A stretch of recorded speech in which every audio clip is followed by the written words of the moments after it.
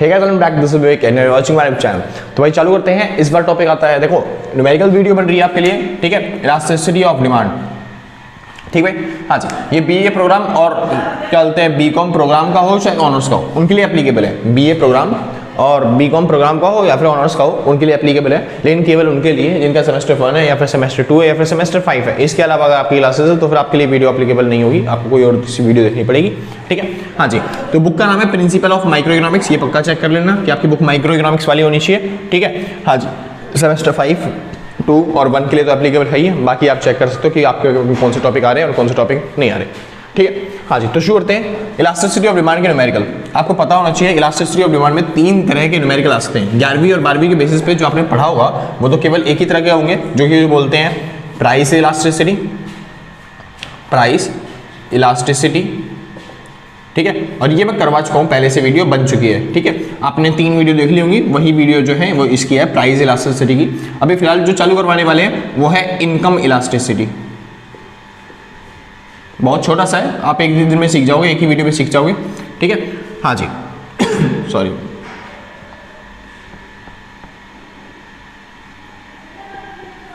हाँ जी, income elasticity. ठीक है, हाँ जी। इसके बाद आता है भाई रिलेटेड इलास्टिसिटी।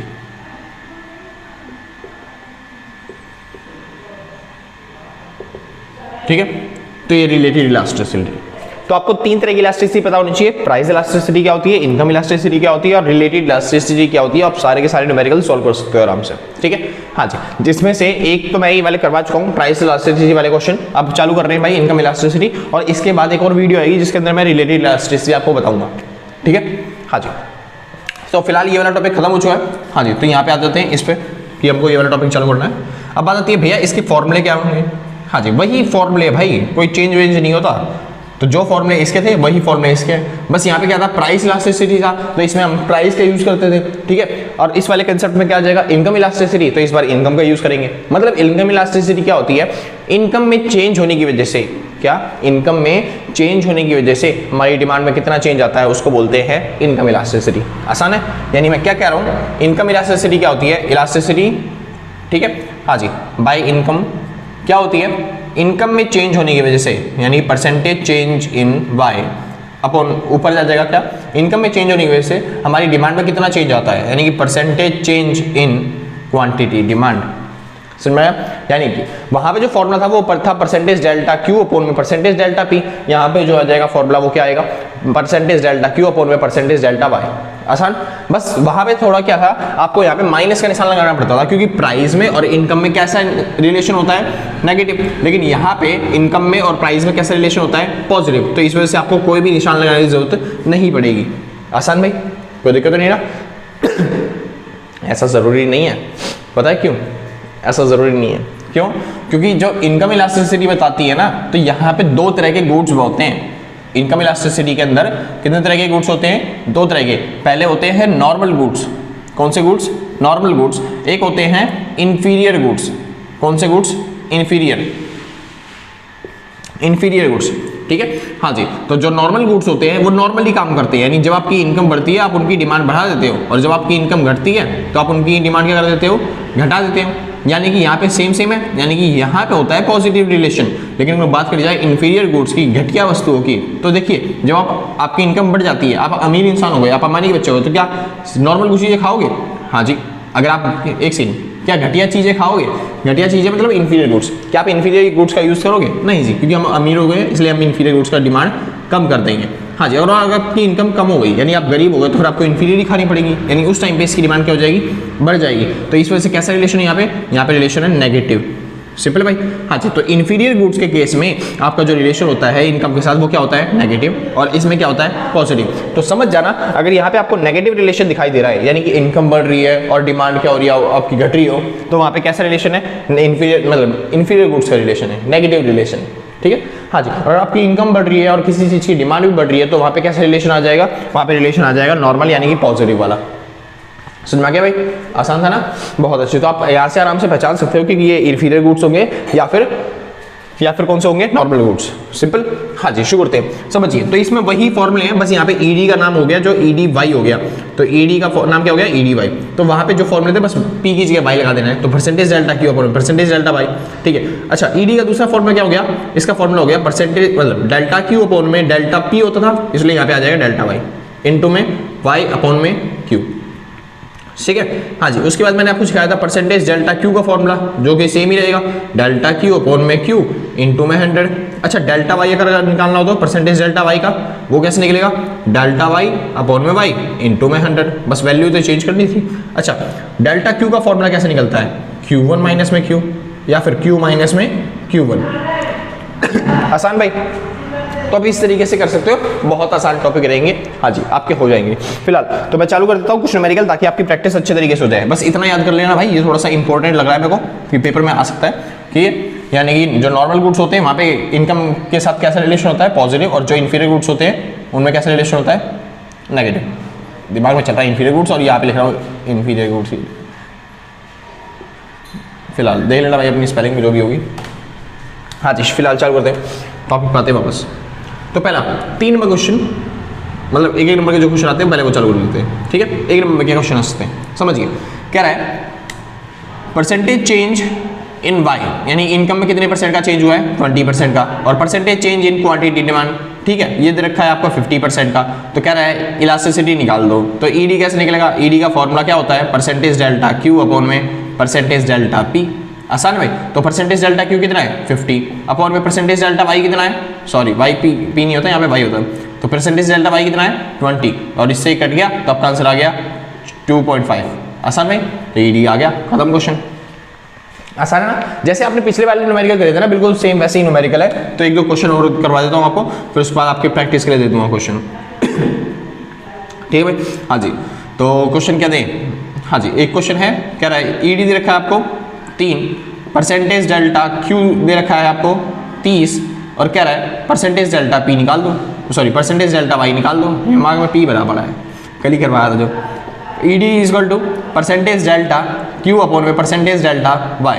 ठीक है, तो ईडी कितना दे रखा है 30 अपॉन में, ओ सॉरी यहाँ पे लिखना था ना, ईडी दे रखा है आपको 3, और परसेंटेज डेल्टा क्यू दे रखा है आपको 30 बटे में परसेंटेज डेल्टा वाई। अब परसेंटेज डेल्टा वाई उधर चलेगा, 3 उधर चलेगा, यानी कि परसेंटेज डेल्टा वाई 30 बटे में 3, और कट के कितना आ गया 10।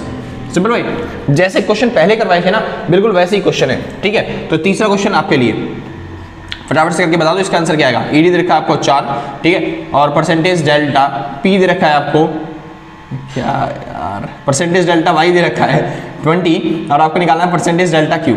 ठीक है, होप आप कर दोगे फटाफट से। हाँ जी, शुरू करते हैं 3 नंबर वाले थोड़े से बड़े क्वेश्चन। ठीक है, समझिए ध्यान से, मैं मिक्स करके दे दूं सारे के सारे, क्योंकि इससे आपकी वो वाली प्रैक्टिस भी हो जाएगी और इससे ये वाले क्वेश्चन की प्रैक्टिस भी हो जाएगी, दोनों के दोनों। ठीक है, तो थोड़े क्वेश्चन कर लेते हैं अच्छे खासे मिक्स वाले भी। तो क्या रहा है, पहले आपकी इनकम थी 1000 रुपये, पहले आपकी इनकम कितनी थी 1000 रुपये, तब आप डिमांड करते थे 1500 गुड्स की। कितने गुड्स की, 1500 गुड्स की क्वांटिटी की। लेकिन अब आपकी इनकम जो है ना वो बढ़ के हो चुकी है 500 रुपये। कितने रुपये हो चुकी है 500 रुपये, मतलब आपकी इनकम घट गई। हाँ जी, तो इससे आप डिमांड जो है ना उसकी आपकी क्या होता है, डिमांड कितनी हुई, डिमांड हो गई 1200 रुपये। ठीक है, और क्या रहा है, इलास्टिसिटी निकालनी है, ईडी निकालना है, तो निकाल देते हैं। यहाँ पे कोई पे दिख रहा है परसेंटेज, नहीं दिख रहा, तो आपको बिना परसेंटेज वाला फॉर्मूला लगाना है, यानी ईडी वाई का क्या फॉर्मूला लगा, डेल्टा क्यू अपॉन में डेल्टा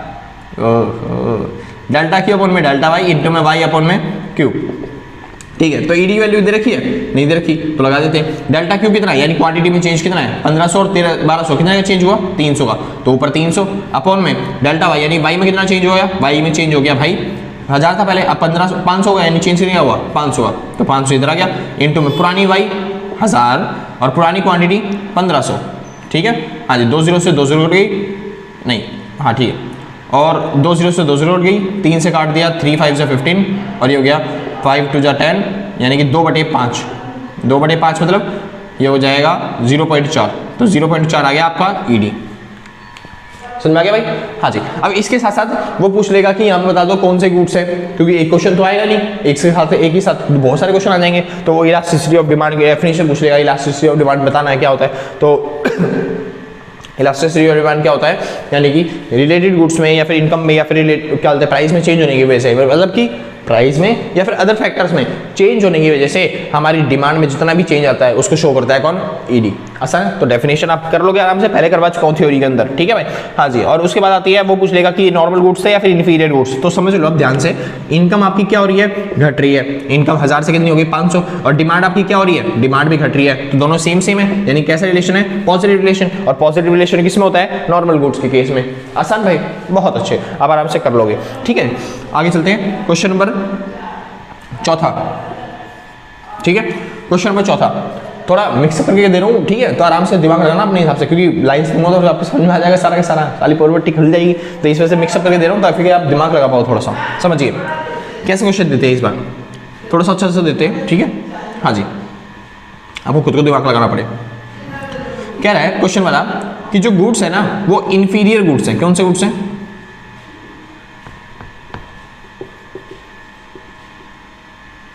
इंफीरियर गुड्स है, ठीक है। इंफीरियर गुड्स है इस वजह से जो पहले प्राइस था मतलब सॉरी, जब हमारी इनकम थी कंज्यूमर की 1000 रुपये, तो हम क्वांटिटी कंजम्पशन करते थे 1000 क्वांटिटी का, लेकिन अब हमारी इनकम में 20% का चेंज आ गया, यानी इनकम हमारी 20% क्या हो चुकी है, बढ़ चुकी है। तो क्या रहा है, नई क्वांटिटी क्या होगी वो बता दो। इनकम हमारी 20% बढ़ चुकी है, तो हमारी नई क्वांटिटी क्या होगी वो बता दो, ठीक है भाई। ये क्वेश्चन है, वैसे सही बताऊं, बोल दो क्या, सच बताओ, सही बताऊं तो इसमें इस क्वेश्चन में इसकी जरूरत नहीं थी, तो अगर ये ना दे तब भी वो क्वेश्चन बन सकता है, ठीक है, ठीक है। अरे हाँ ठीक है, तो अगर ये क्वेश्चन में ये वाली वैल्यू ना दे तब भी वो क्वेश्चन आप निकाल सकते हो, और अगर ये दे दे तब भी आप निकाल दोगे, बहुत आसान पड़ेगा तब तो, ठीक है। तो दो तरीके हैं निकालने के लिए, तो कोई सा भी तरीका लगा देता हूँ। मैं एक काम करता हूँ, बिना परसेंट वाला भी लगा देता हूँ, एक परसेंटेज वाला भी लगा देता हूँ, ताकि आपको दोनों से आंसर पता चल जाए, ताकि आपका मैच हो जाए, ठीक है। अच्छा, जो भी तरीका आपको अच्छा लगे वो कर लेना। तो पहले ईडी निकाल लेते हैं, ठीक है। ईडी परसेंटेज वाला लगा देता हूँ, क्योंकि परसेंटेज दिख रहा है मेरे को, तो ईडी लगा देता हूँ परसेंटेज वाला, परसेंटेज डेल्टा क्यू अपॉन में परसेंटेज डेल्टा वाई, ठीक है। तो ईडी वैल्यू कितनी दे रखी है इसमें, ओ ईडी नहीं दे रखा, सॉरी ये गलती हुई, माई मिस्टेक। तो ईडी दे रखा है 2, ठीक है, ईडी कितना है 2, ठीक। तो 2 लिख दिया यहाँ पे, तो परसेंटेज डेल्टा क्यू दे नहीं रखा, तो परसेंटेज डेल्टा क्यू की जगह परसेंटेज डेल्टा क्यू अपॉन में परसेंटेज डेल्टा वाई कितना है, ये रहा 20, तो ये इधर 20 इधर आ गया, यानी कितना हो गया है 40।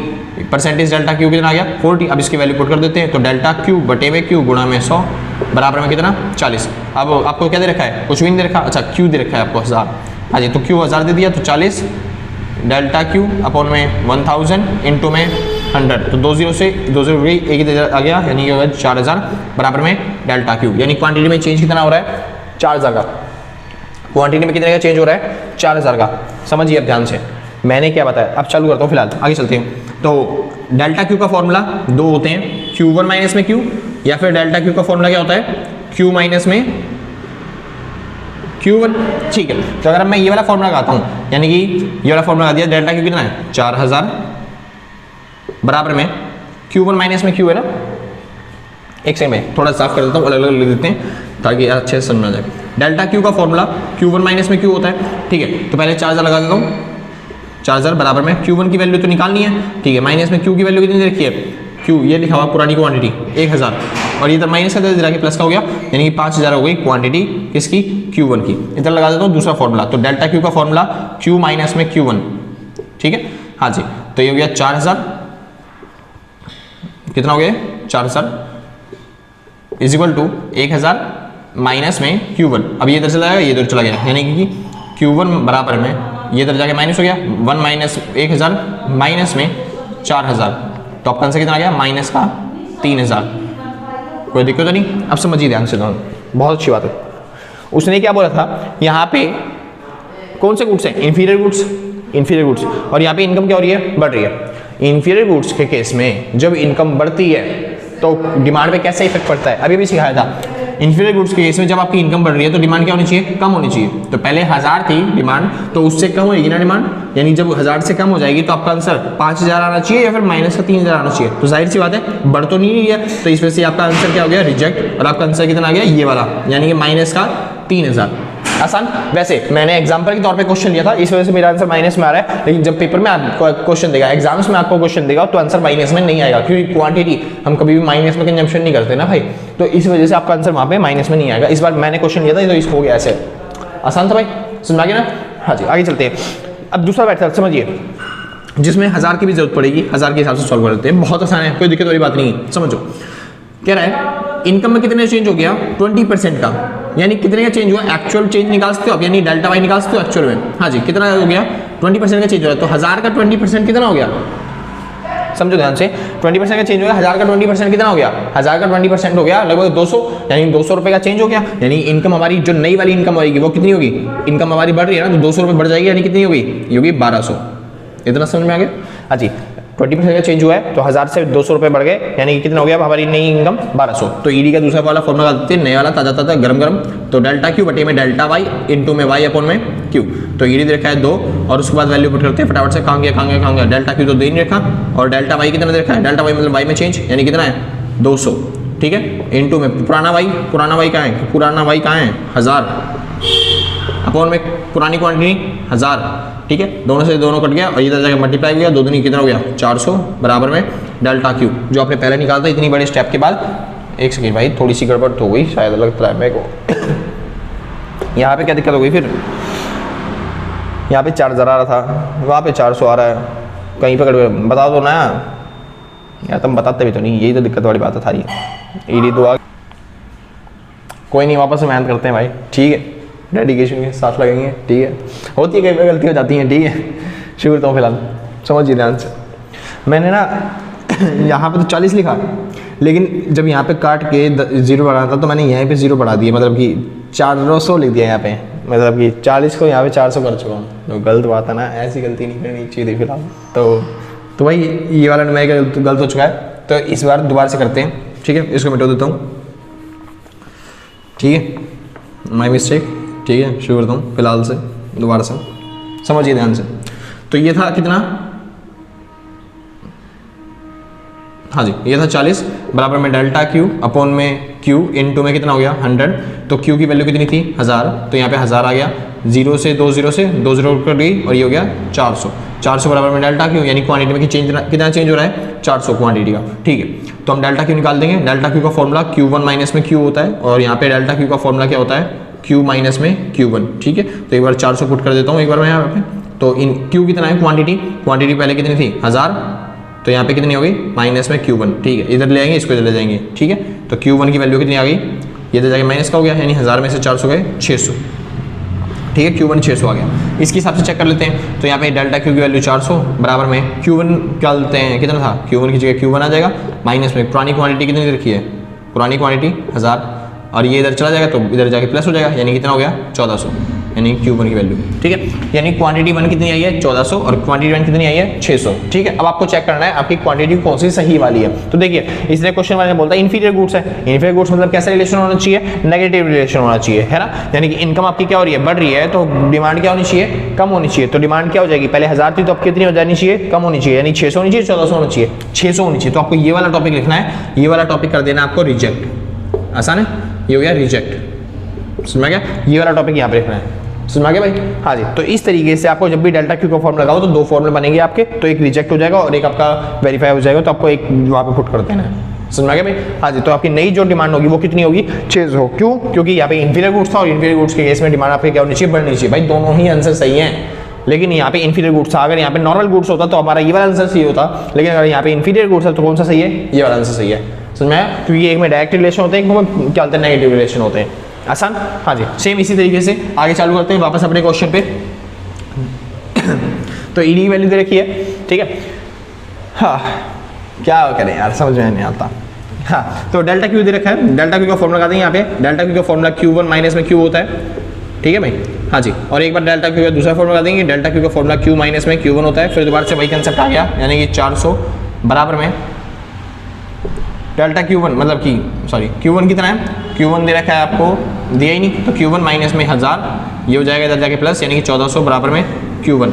यहाँ पे डेल्टा Q 400 दे रखा है, बराबर में Q कितना दे रखा है 1000, और इधर जाके Q1, तो इधर जाके चला जाएगा, यानी Q1 की वैल्यू आ गई कितनी 600, तो आपका में कौन सा परफेक्ट हो जाएगा, ये वाला आंसर सही हो जाएगा। चाहे आप ये वाला मेथड कर लो, चाहे आप ये वाला मेथड कर लो, दोनों से आंसर सेम ही आना है। लेकिन डिपेंड करता है कि आपके क्वेश्चन में कितने नंबर का दे रखा है। अगर आपको 3 नंबर का दे रखा है तो आप इतना छोटा सा कर दो कलम काम, ठीक है। लेकिन अगर आपको ज्यादा बड़ा दे रखा है, जैसे 4 नंबर का 6 नंबर का क्वेश्चन दे रखा है, तो आप यही वाला करो, तो ज्यादा मेथड में बाय ज्यादा स्टेप रहेंगे तो ज्यादा टॉपिक रहेगा, तो आप आराम से कर सकोगे, क्वेश्चन लंबा हो जाएगा, टॉपिक लंबा हो जाएगा थोड़ा सा, ठीक है भाई। हाँ जी, तो इस मेथड में क्या है, आपको वाई की भी जरूरत नहीं है, वहाँ पे वाई की जरूरत पड़ेगी, तभी आप क्या बोलते हैं चेंज निकाल पाओगे कितने का चेंज हुआ, समझ में आया। तो इस वजह से ज़्यादा बेटर रहता है जब क्या होता है परसेंटेज डेल्टा वाई करते हैं, ठीक है। फिलहाल तो इस तरीके के न्यूमेरिकल्स हैं आपके, ठीक है। तो आई होप आपको समझ में आ गया होगा, कोई दिक्कत तो नहीं हुई ना। हाँ जी, तो इस बार एक वीडियो तो आने वाली है जिसमें मैं कंबाइन करके सारे के सारे क्वेश्चन बता दूँ आपको न्यूमेरिकल्स के, जितने भी टाइप के हो सकते हैं, ठीक है, जितने भी आपके पूछे गए हैं एग्जाम्स के अंदर, ठीक है। तो आज के लिए बस नहीं, मिलते हैं कल सेम टाइम सेम जगह अगले दिन। अच्छा, एक क्वेश्चन होमवर्क दे दूं क्या होमवर्क के लिए, चलो एक क्वेश्चन और दे देते हैं आपके होमवर्क के लिए, तो ट्राई कर लेना, अगर आपका हो गया बहुत अच्छी बात है। हाँ जी, तो क्वेश्चन नंबर 5 आपके होमवर्क के लिए, जैसे कि क्या बोलते हैं, मान लेते हैं यहाँ पे इस बार नॉर्मल गुड्स है, कौन से गुड्स हैं इस बार, नॉर्मल गुड्स हैं। और नॉर्मल गुड्स के केस में हुआ क्या है, क्या बोलते हैं, आपकी जो पहले आप डिमांड करते थे क्वांटिटी की, वो थी 1000 क्वांटिटी की डिमांड, लेकिन अब क्या हो गया, क्वांटिटी में ना परसेंटेज चेंज हो गया, क्वांटिटी में परसेंटेज चेंज कितना हुआ, 40% का चेंज हो गया, यानी क्वांटिटी 40% क्या हो गई है, बढ़ गई है। क्वांटिटी डिमांड आपकी 40% से बढ़ गई है, कितने परसेंट से, 40% से। तो वो कह रहा है जो पुरानी इनकम थी हमारी, पुरानी इनकम थी 1000, तो हम 1000 क्वांटिटी खा पाते थे, है ना, 1000 इनकम थी तो 1000 क्वांटिटी ले पाते थे। तो अब हमारी नई इनकम कितनी होगी वो आपको फाइंड आउट करनी है, ठीक है। हाँ जी, क्योंकि हमने 40% डिमांड बढ़ा दी ना, तो इसी वजह से हमारी जो नई इनकम है वो आपको डिसाइड करनी है कि हमारी नई इनकम कितनी बनेगी, ठीक है भाई, समझ में आ गया ना। हाँ जी, या फिर एक और क्वेश्चन दे दूँ, एक और क्वेश्चन दे दूँ क्या, मेरे को लग रहा है कि एक और क्वेश्चन देना पड़ेगा आपको, ताकि आपको अच्छी तरीके से प्रैक्टिस हो पाए। तो एक क्वेश्चन नंबर छठा क्वेश्चन क्या रहा है आपके में दे रखा है इस बार इंफीरियर गुड्स, आपके लिए भी, ठीक है, इंफीरियर गुड्स दे रखे हैं। हाँ जी, और वो क्या रहा है कि क्या दें, पहले जब हमारी इनकम थी ना कितने रुपए थी, 1500 रुपये, कितने रुपए इनकम थी, 1500 रुपये। तब हम डिमांड मतलब कि क्या बोलते हैं डिमांड करते थे 3000 क्वांटिटीज़ का, ठीक है। लेकिन अब हमारी इनकम जो है ना, अब हमारी जो इनकम है वो 25% से कम हो गई है, हमारी इनकम में चेंज हो गया है कितने परसेंट का, 25% का, 25% से कम हो गई हमारी इनकम। तो हमारी नई क्वांटिटी डिमांड क्या होगी वो आपको बतानी है, आसान।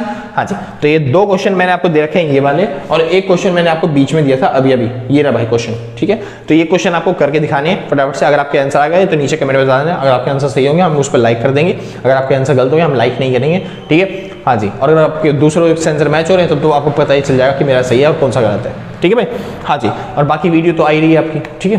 तो आज के लिए बस नहीं, मिलते हैं कल सेम टाइम से, और टाटा बाय बाय।